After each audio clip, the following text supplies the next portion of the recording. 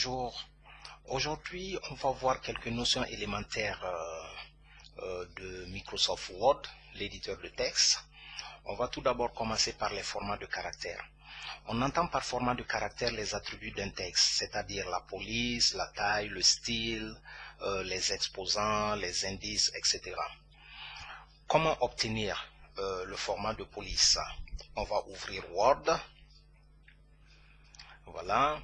Sélectionner le texte dont on veut modifier ses attributs d'abord. Donc en ouvrant Word, on doit saisir d'abord un texte. Ceci est un essai. D'accord. Point. On dit de sélectionner d'abord le texte saisi. Et on nous dit qu'on doit aller sur le menu format police. On retourne dans Word. Ça, c'est les menus. Voilà, menu format police. D'accord, c'est un tout petit peu lent. Voilà, c'est ici qu'on définit la police. Voici l'aperçu de ce que nous avons écrit ici. Ceci est un essai, c'est écrit ici, c'est un aperçu. Donc, en changeant de police, la police du texte sélectionné va changer. Ça, c'est l'aperçu ici. Voilà. Donc, vous voyez. Donc, par défaut, c'était sur la police Times New Roman. Maintenant, on peut changer aussi le style. Le texte est saisi normalement. On peut le mettre en italique, un peu incliné. Voilà. Normal, c'est comme ça. Regardez bien ici. Italique, ça s'incline un peu. En gras, comme son nom l'indique, le texte sera en gras italique, gras et incliné un peu. Maintenant, en changeant de taille, le texte va soit s'agrandir, soit diminuer de taille. D'accord. Et c'est ici aussi qu'on peut aussi barrer le texte en sélectionnant ça. Le texte est barré, ou on peut barrer doublement, voilà, ou on peut le mettre en exposant, ombré. Vous pouvez passer à la pratique pour voir tout ce qu'on peut faire avec les formats de caractère. Voilà, donc je vais annuler. On continue la présentation. Maintenant, on parle de justification. En ce qui concerne l'alignement des textes, des lignes, l'alignement des lignes par rapport aux marges, il existe 4 principales façons de placer ces lignes. Justifier, centrer, placer à gauche, placer à droite. Justifier, les espaces entre les mots sont repartis de telle manière que les lignes aient la même longueur. Donc centrer, comme son nom l'indique, les textes sont placés au centre de chaque ligne. Placés à gauche, les lignes sont alignées à gauche, et placées à droite, c'est le contraire de placement à gauche. Comment obtenir cela? En cliquant sur le menu format paragraphe. On retourne dans notre document, le texte est sélectionné, on dit format paragraphe. On sélectionne l'option paragraphe. En ce qui nous concerne ici, c'est l'alignement. Donc, le texte est là, l'aperçu est ici, ceci est un essai, est placé à gauche ici. Voilà, alignement à gauche. Si on sélectionne l'alignement centré, ce petit texte va se déplacer au centre de la page ici. Centré, voilà. Placé à droite, il va aller complètement à droite. Voilà, justifié, comme on a si bien dit, ça sera fait de manière que les lignes aient la même longueur. Les espaces entre les mots seront définis de manière que toutes les lignes aient la même longueur. Voilà. On retourne dans la présentation. Les marges. Une marge n'est rien d'autre que l'espace qu'il y a entre le bord de la feuille et l'ensemble du texte. Donc, il faut distinguer les marges généralement des retraits de paragraphes. On va voir ça en pratique. Les retraits, un retrait est l'espace supplémentaire donné à un paragraphe. D'accord. Comment obtenir cela? Donc, en cliquant sur le menu Fichier, mise en page. Il y a 4 marges sur une feuille. Ça, c'est évident. La marge de haut, la marge du bas, la marge de gauche et la marge de droite. Donc, on passe à la pratique. Voilà. Fichier, mise en page. On voit ici marge. Donc, c'est l'espace qu'il y a entre le bord de la feuille et le texte. L'espace de haut, de gauche, de droite, de bas. Donc, haut, en augmentant donc la distance qui va séparer maintenant le texte du haut de la page, c'est 2,54 cm. En augmentant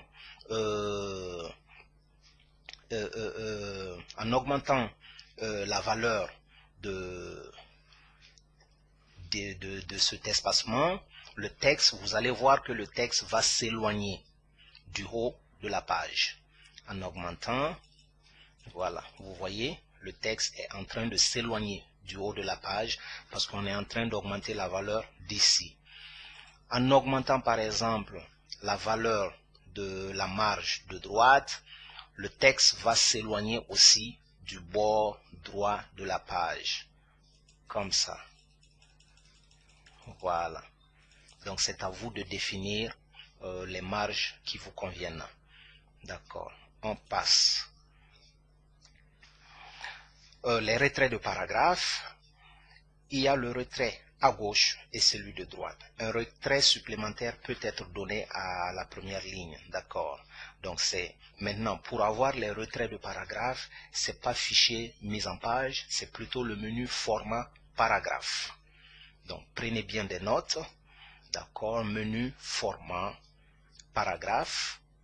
Donc les retraits ici, retrait de gauche, d'accord, ici, vous allez voir que le texte, voilà, donc votre paragraphe sera situé par exemple à 0,7 cm du reste du texte, les autres textes du document, d'accord. Et si vous augmentez ça aussi, ça va changer le retrait de droite. Voilà, l'interlignage. Dans Word, un interlignage est la distance qu'il y a entre le haut d'une ligne et le haut de la ligne suivante. En typographie, l'interlignage peut aussi désigner l'espace qu'il y a entre deux lignes de texte. Il y a aussi l'espace supplémentaire situé entre chaque paragraphe.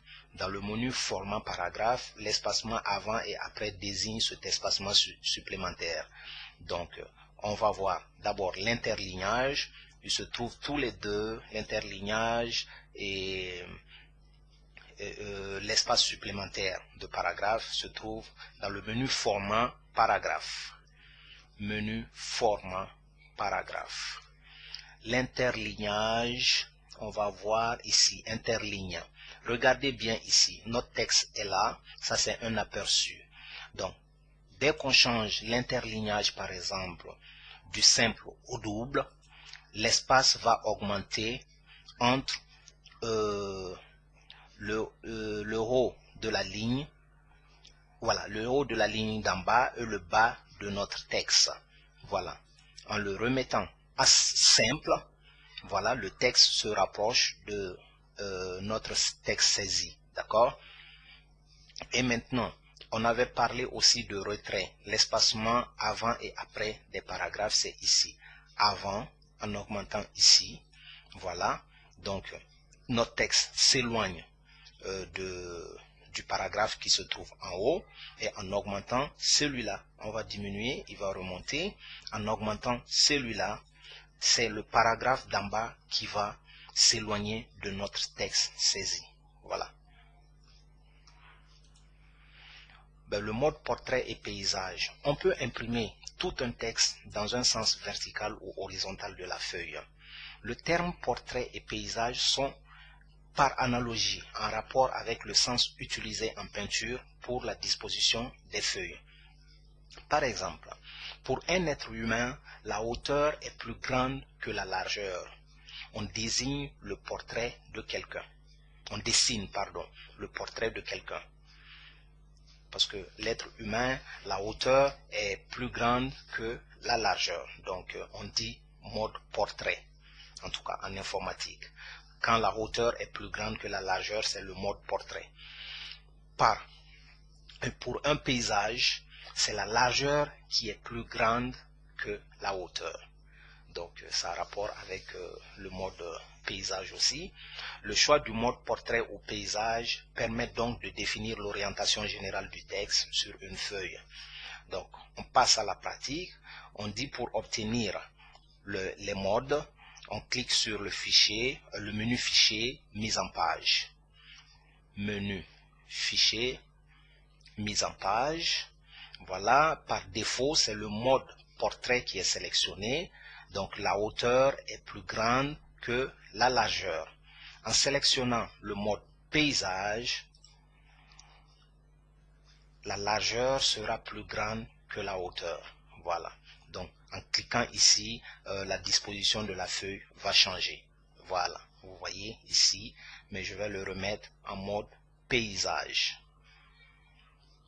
Mise en page, mode portrait. Voilà. On retourne dans notre présentation. On parle maintenant de tabulation.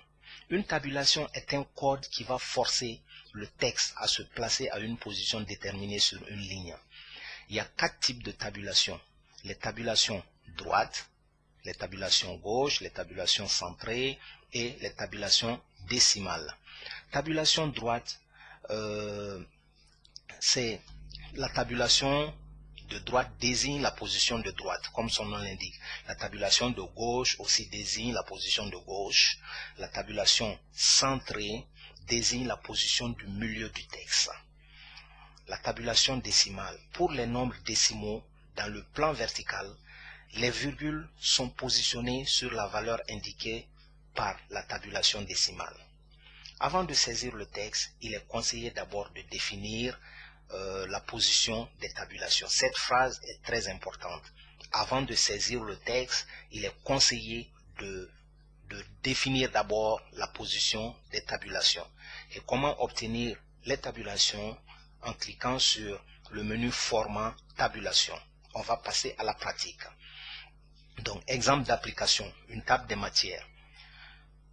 Pour faire les tables de matière, on remarque que chaque ligne d'une table de matière est composée de titres, des points de conduite et des numéros de page. Mais l'erreur commise au début est de composer le titre, de placer quelques points, un espace, puis le numéro de page. L'inconvénient majeur de ce type de saisie est que le numéro de page ne sont jamais parfaitement alignés à droite. On passe à la pratique. On va dans notre document Word. On va effacer ça. Comme je vous ai dit dans le cours, on a dit ici, avant de saisir le texte, il est conseillé de définir d'abord la position des tabulations.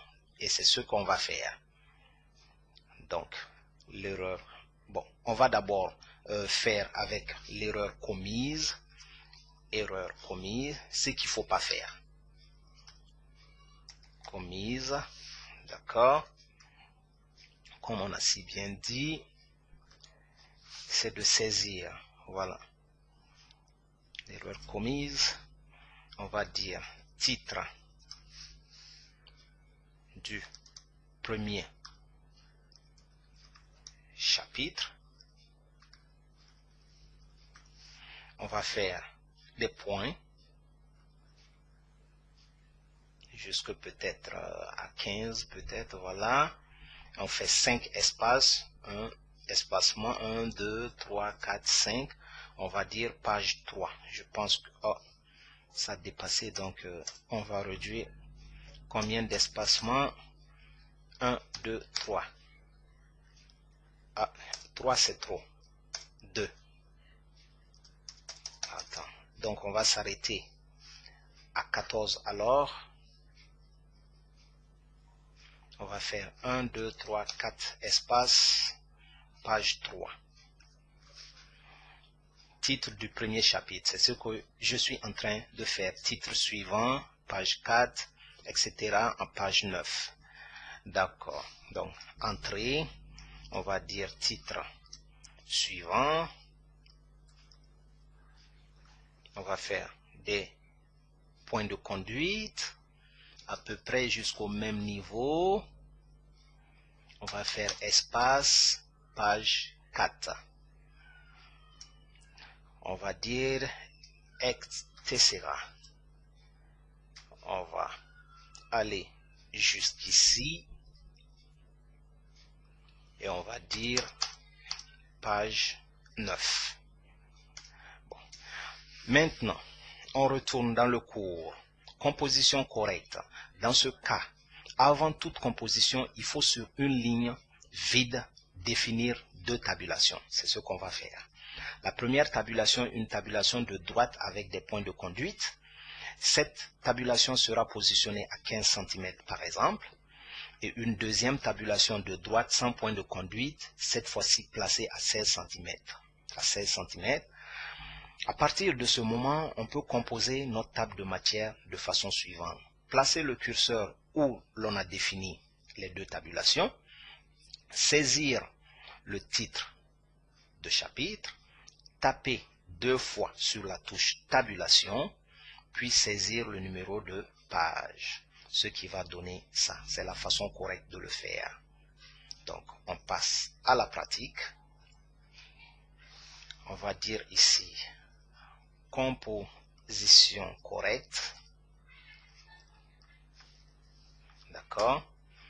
On nous a dit, sur une ligne vide, de définir deux tabulations. Comment obtenir les tabulations? Dans le menu format, tabulation, on nous a dit de définir. Vous voyez, définir est grisé parce qu'on n'a pas donné la position. Définir une première tabulation de droite avec des points de conduite. Donc, à 15 cm, si j'ai bonne mémoire. On va dire 15 cm. Une tabulation, l'alignement à droite avec des points de conduite. Voilà, on va choisir ce type de point de conduite. Les points sont en bas. Sinon, on peut choisir ce type aussi, dont les points sont au milieu. Mais j'ai choisi ça, 15 cm à droite avec des points de conduite. Je vais dire définir. Vous voyez, il est descendu ici. Une deuxième tabulation à 16 cm. Toujours à droite, mais sans point de conduite. On va dire définir. Je vais vérifier maintenant en sélectionnant la première tabulation que j'ai définie, 15 cm. Il va montrer la tabulation de droite avec les points de conduite ici. Désolé, c'est mon téléphone qui sonne comme ça. Avec la chanson de Akon que j'aime beaucoup. Une deuxième tabulation qui est définie à droite sans point de conduite. Voilà. Donc, dès qu'on clique sur OK, ça veut tout simplement dire que les deux tabulations sont définies sur cette ligne. Donc, on va faire la même chose. On va taper titre premier chapitre. Titre du premier chapitre. Voilà, titre du premier chapitre. Voilà, on appuie une fois sur la touche tabulation. On a dit que qui se positionne à 15. Vous voyez le petit truc en bas de 15 et 16. C'est ce que nous venons de définir. Donc, une première, ça va faire des points de conduite à droite, à 15, et l'autre, en appuyant encore sur la touche tabulation du clavier, le curseur va se placer à 16, donc on va taper le numéro de page. En appuyant sur Entrée, la même condition va se définir sur la ligne suivante. Ça, c'est le logiciel qui le permet. Donc, on va faire titre, taper titre suivant. Titre suivant. appuyez une fois sur tabulation, appuyez une deuxième fois sur tabulation du clavier, on va mettre le numéro de page 4. Entrée, on va dire, etc. Une première fois sur la touche tabulation, une deuxième fois, on va dire la page 9 comme en haut. Donc vous voyez, tout est bien aligné. À première vue, il n'y a pas une très grande différence. Mais supposons que vous avez, par exemple, moi en tapant cette ligne, j'avais tapé titre, premier chapitre, j'avais sauté le mot du. À supposer par exemple que vous avez quelque chose à ajouter sur cette ligne, quand vous allez saisir quelque chose, le texte, le numéro de page va se déplacer. D'accord. Contrairement à ici, à la composition correcte, vous pouvez ajouter tout ce que vous voulez. 1, 2, 3. Et ça, c'est valable pour toutes les lignes. Ici, comme il n'y a pas de tabulation, c'est nous-mêmes qui avons fait des points avec des espacements. En tapant quelque chose ici, vous voyez, le numéro de page 4 est en train de se déplacer. Ben, si la table de matière n'est pas trop longue, ben, vous pouvez vous débrouiller avec la première façon de le faire. Mais quand même, si vous avez beaucoup de textes à saisir, moi je vous conseille de passer à la pratique avec la définition des tabulations et ça vous sera très utile. D'accord. Eh bien, félicitations, vous venez de comprendre quelques notions de base sur le logiciel Microsoft Word.